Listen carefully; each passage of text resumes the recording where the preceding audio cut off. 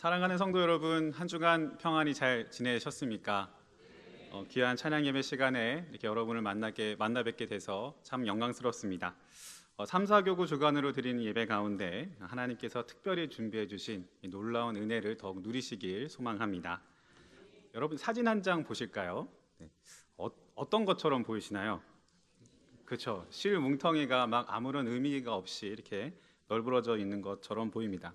그러니까 이것만 보면 이게 과연 어떤 의미가 있는지 어떻게 의미가 있는지 생각이 드는데요. 근데 이제 이거를 이렇게 뒤집어 보면 어떨까요? 자, 뒤집어 보면 다른 모습이 나타납니다. 네.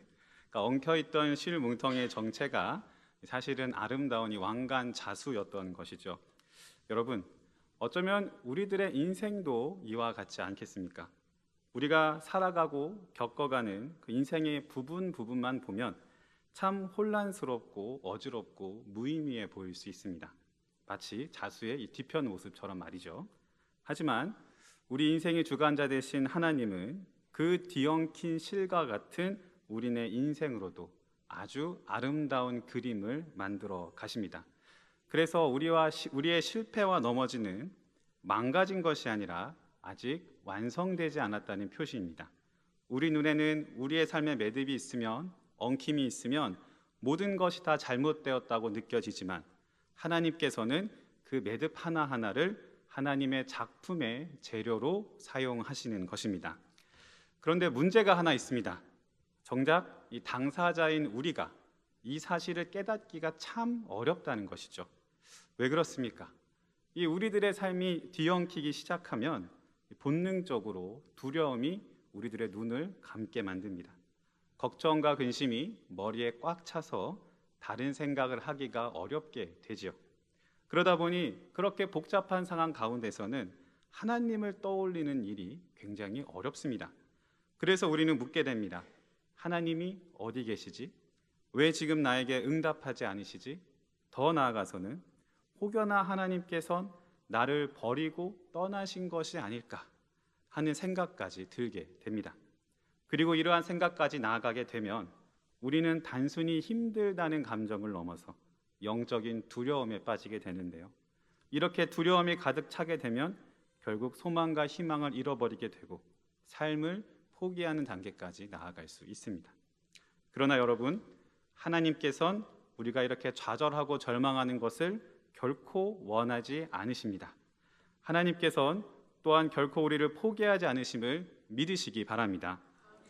여러분, 오늘 함께 읽은 이 로마서 11장에도 이렇게 우리가 던졌던 질문과 비슷한 질문이 나옵니다.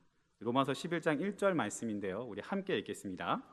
그러므로 내가 말하노니 하나님이 자기 백성을 버리셨느냐?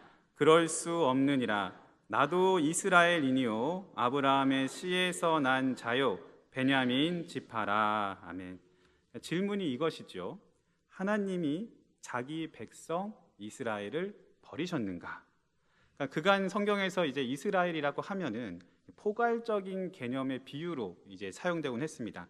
그러니까 하나님의 백성이라는 전체적인 그런 개념을 나타내곤 했는데요. 그러나 오늘 바울이 이 1절에서 언급하는 부분에선 이스라엘은 좁은 의미의 이스라엘입니다. 그러니까 곧 혈통적 유대인을 가리키는 말인데요. 여러분, 이 유대인들이 어떠한 일을 저질렀습니까? 그들의 손으로 하나님의 아들이시자 참된 메시아인 예수님을 십자가에 못 박았죠. 그리고 같은 민족임에도 불구하고 예수님을 믿는 유대인들을 박해했으며 예수님을 믿고 따르는 초대교회를 어떻게든 이 세상 가운데서 지워버리기 위해 최선을 다했던 민족이 바로 유대인입니다. 참 아이러니하게도 이 로마서를 쓴 바울 역시 회심하기 전에는 이 일에 최선을 다했죠. 그러니 이 교회의 입장에서만 보면 유대인들은 어떠한 사람들입니까? 하나님의 천벌을 받아 마땅한 사람들이 유대인들이었던 것입니다. 그리고 이러한 상황 가운데 주 49년경에 이 로마 클라디우스 황제가 이 유대인들을 로마에서 모두 쫓아내라는 그런 칙령을 발표하게 됩니다. 그러니까 유대인들이 막 로마에서 또한 시끄럽게 했기 때문인데요. 그러니까 하루아침에 모든 유대인들이 이 로마에서 사라지게 되는 것이죠. 그러니 이 사건을 바라보는 로마의 교회는 특별히 유대인들에게 고난을 당했던 사람들은 어떻게 생각했겠습니까? 아, 하나님이 이 유대인들을 심판하셨구나. 아, 하나님이 이 유대인들을 버리셨구나라고 생각하게 된 것이죠. 여러분, 심정적으로는 이해가 가지 않으십니까? 우리들도 가끔 그렇게 생각할 때가 있습니다. 나를 막 괴롭히던 사람이 갑자기 넘어지거나 나쁜 일을 당하게 되면 은연중에 아, 그래, 하나님이 벌 주신 거야. 그래, 하나님이 저 사람을 버리신 거야 라고 판단할 때가 있죠. 그런데 조금만 생각해 보면 이러한 문제를 감정적으로만 생각하면 안 된다는 것을 알게 됩니다. 여러분, 이스라엘, 그러니까 유대인들이 어떠한 민족입니까? 하나님의 선택을 받았던 민족이죠. 그러니 질문이 이렇게 연결되는 겁니다. 하나님께서는 자신이 선택한 백성을, 민족을 그들이 실패했다고, 그들이 잘못했다고 버리시는 분인가? 어떻습니까? 조금 문제가 달라 보이지 않으십니까? 그러니까 이러한 질문은 우리의 구원과도 직결된 문제입니다. 만약 하나님이 유대인의 잘못과 실패 때문에 그들을 버리셨다면 우리 역시 하나님 앞에 잘못하면, 실패하면 하나님의 버림을 받을 수 있게 된다는 것이죠. 그리고 조금 더 깊게 생각하면 하나님께서 선택하셨다는 것은 하나님의 계획 아래에 있었던 것인데 사람의 불순종 때문에, 실수 때문에 하나님의 계획이 실패할 수 있다는 명제로까지도 이어질 수 있는 것입니다. 여러분들께서는 어떻게 생각하십니까? 정말 하나님께서 이 유대인들을 버리신 걸까요? 유대인의 실패가 하나님의 실패를 나타내는 것일까요? 이 질문에 대해서 바울이 이렇게 대답합니다. 우리 로마서 11장 25절 말씀 같이 읽겠습니다. 형제들아, 너희가 스스로 지혜 있다 하면서 이 신비를 너희가 모르기를 내가 원하지 아니하노니 이 신비는 이방인의 충만한 수가 들어오기까지 이스라엘의 덜어는 우둔하게 된 것이라. 아멘. 바울이 이야기합니다. 너희가 이 신비를 모르지 않기를 원한다. 무슨 뜻입니까? 그러니까 하나님께서는 예수님을 거부하고 교회를 박해한 이 유대인의 잘못과 실수를 그대로 실패로 남겨두시는 것이 아니라 오히려 그것마저 사용하셔서 구원의 역사를 더 넓게 펼치시는 놀라운 신비를 이루시는 분이 바로 하나님 아버지라는 것입니다. 여러분, 그렇습니다. 하나님께서는 유대인들의 이 실패를 통해서 복음의 문을 더욱더 넓히셨지요. 유대인들이 떠난 로마 교회에서 이제 누가 그 교회를 유지하기 위해서 일하기 시작했겠습니까? 그동안은 조금은 뒷선에 물러나 있던 유대인이 아닌 다른 민족들이 그 교회에서 더욱더 열심히 일하지 않았겠습니까? 그러니 자연스럽게 다른 민족들 가운데서도 교회의 지도자가 나타나게 된 것입니다. 그리고 마치 바벨탑 사건을 통해 하나님께서 모든 민족을 이 땅에 흩으셨던 것처럼 황제의 칙령 때문에 생겨난 이 유대인 디아스포라가 예수님을 믿는 그 유대인들이 복음을 가지고 각자 다른 지역으로 가게 되면서 자연스럽게 전도가 되고 그 지역에 교회가 생겨나게 된 것이죠. 그래서 바울은 이렇게 이야기합니다. 우리 28절 말씀 같이 읽어보겠습니다. 28절입니다. 복음으로 하면 그들이 너희로 말미암아 원수된 자요, 택하심으로 하면 조상들로 말미암아 사랑을 입은 자라. 아멘. 그러니까 다른 이들이 보기에 유대인들이 원수 같아 보일지라도 하나님이 보시기에는 여전히 사랑을 입은 자라는 것입니다. 우리 31절 말씀도 같이 읽어보겠습니다. 31절입니다. 이와 같이 이 사람들이 순종하지 아니하니 이는 너희에게 베푸시는 긍휼로 이제 그들도 긍휼을 얻게 하려 하심이라. 아멘. 그래서 하나님께서는 다른 민족을 향해 가지신 이 하나님의 긍휼이, 복음의 전파가, 십자가의 구원이 결국에는 유대인에게도 흘러가도록 만드신다는 것이죠.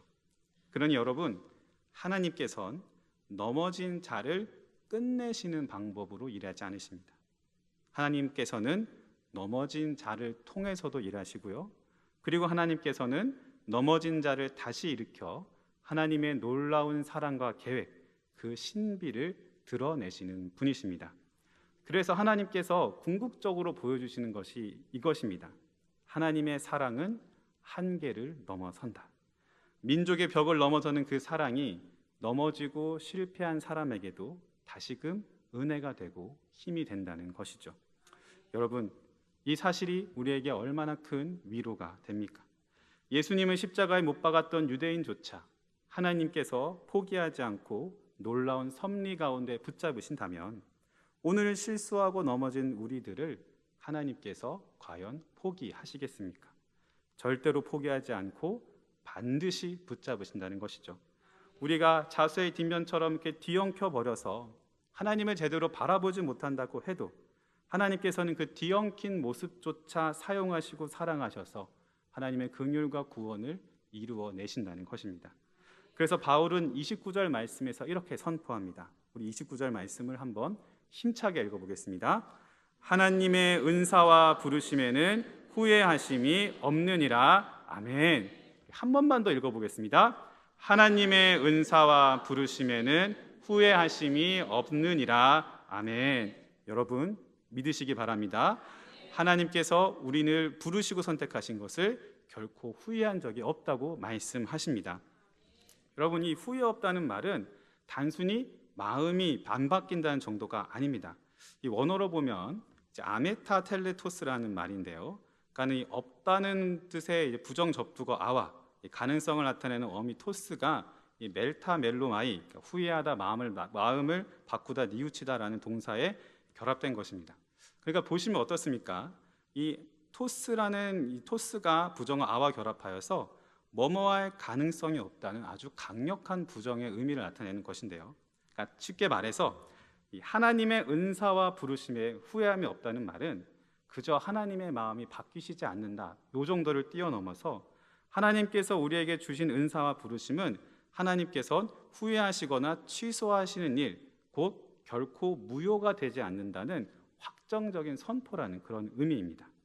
그러니 여러분, 하나님이 시작하신 부르심은 어떠한 상황이 다가와도, 어떠한 환경이 다가와도 결코 멈추지 않으십니다. 하나님께서는 우리들을 결코 내가 너 잘못 불렀어 이렇게 놓치시면서 내려놓지 않으시는 분이라는 것이죠. 그래서 우리는 이 말씀을 통해 두 가지를 확신할 수 있습니다. 첫 번째로는 하나님의 언약은 결코 변하지 않는다는 겁니다. 여러분, 유대인들이 예수님을 거절했어도 하나님께서는 그 아브라함과 맺으신 약속을 파기하지 않으셨습니다. 어쩌면 가장 완악하게 하나님을 거부했던 이 유대인들을 향한 이 하나님의 약속이 취소되지 않았다면, 예수님을 믿고 따르려 몸부림치다 잠시 넘어진 우리들의 향한 부르심은 더더욱 굳건하지 않겠습니까? 우리를 향한 하나님의 붙잡으심이 결코 변하지 않기 때문에 우리가 하나님을 놓치지만 않는다면 우리는 영원히 하나님과 함께 할 수 있는 것입니다. 여러분, 이것이 얼마나 큰 위로가 됩니까? 여러분, 세상은 실수와 실패를 보고 우리를 포기합니다. 그러나 하나님께서는 결코 우리를 포기하지 않으시는 것이죠. 세상은 결과를 보고 끝났다라고 이야기합니다. 하지만 하나님께서는 아직도 내가 너를 붙잡고 있다라고 말씀하십니다. 두 번째로는 하나님은 전능하신 분이라는 사실입니다. 여러분, 우리는 어떠한 일이 잘못되거나 실패했을 때 가슴 아파합니다. 내가 왜 그랬지? 뉘우치기도 하죠. 왜 그렇습니까? 우리에게는 이미 일어난 일을 되돌릴 힘이 없기 때문입니다. 벌어진 사건을 전화위복으로 바꿀 능력도 부족하죠. 그래서 가슴 아파하고 후회하는 행위 생기는 것입니다.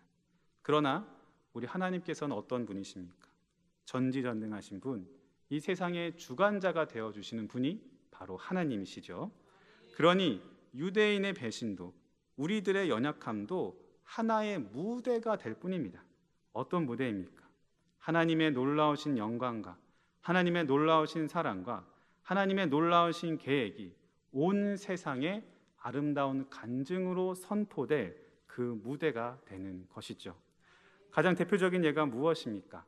예수님께서 묻히셨던 그 돌무덤이 아닙니까? 결코 혼자서 굴릴 수 없는 그 무거운 돌문, 거기에 더해서 몇 겹으로 봉해진 그 문에 그 무덤을 지키고 있던 수많은 로마의 정예 병사들, 누가 봐도 죄가, 사망이 예수님을 이긴 그림이 아니었습니까? 그러나 하나님께서는 그 무대를 어떻게 사용하십니까? 열린 돌문, 천사들의 증언, 제자들의 목격. 그러니까 세상이 결코 부정할 수 없는 부활과 영생, 죄와 사망에서의 승리를 나타내는 놀라운 선포의 자리로 바꾸어 내시는 것이죠. 그러므로 사랑하는 성도 여러분, 인생의 어려움 앞에서 감정에 매몰되지 마시기 바랍니다. 아픈 것을 아파하지 말라고 말씀드리는 것이 아니라 다만 나는 끝났다, 하나님이 나를 버리셨다라는 절망으로 결론을 내지 말라는 뜻입니다. 우리를 선택하신 하나님께서는 전지전능하신 분이십니다.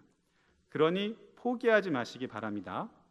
우리 눈앞에 실패라는 바다가 놓여 있어도, 너무나 무거운 짐이 내 삶을 짓누르는 것 같아도 우리를 향하신 그 하나님의 도움의 손길은 이 모든 것을 역전시키실 수 있는 것입니다. 유명한 찬양 가사가 있지 않습니까?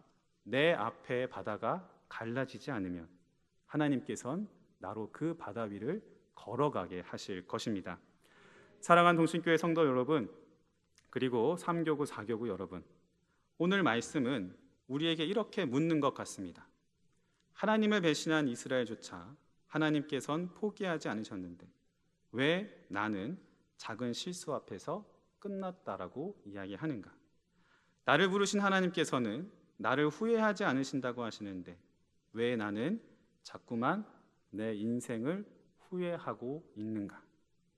여러분, 우리 하나님께서는 우리를 부르신 것을, 우리를 선택하신 것을 결코 후회하지 않으십니다.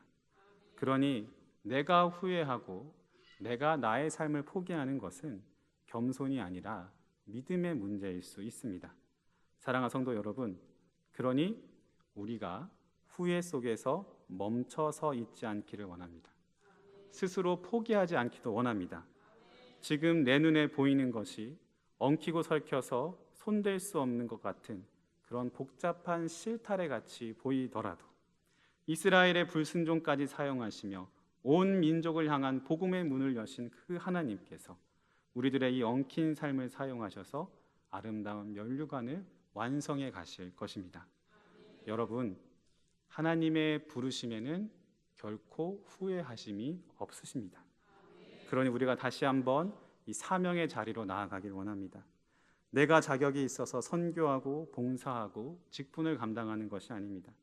나를 부르신 분이 실수가 없으신 분이시기에 우리가 하나님의 신실하심을 믿고 다시 한번 일어서는 것입니다. 여러분, 우리를 사랑하시는 것에 결코 후회가 없으신 우리 하나님 아버지를 더욱더 붙잡으심으로 승리하시는 모든 동신의 교우분들 되시길 소망합니다. 기도하겠습니다.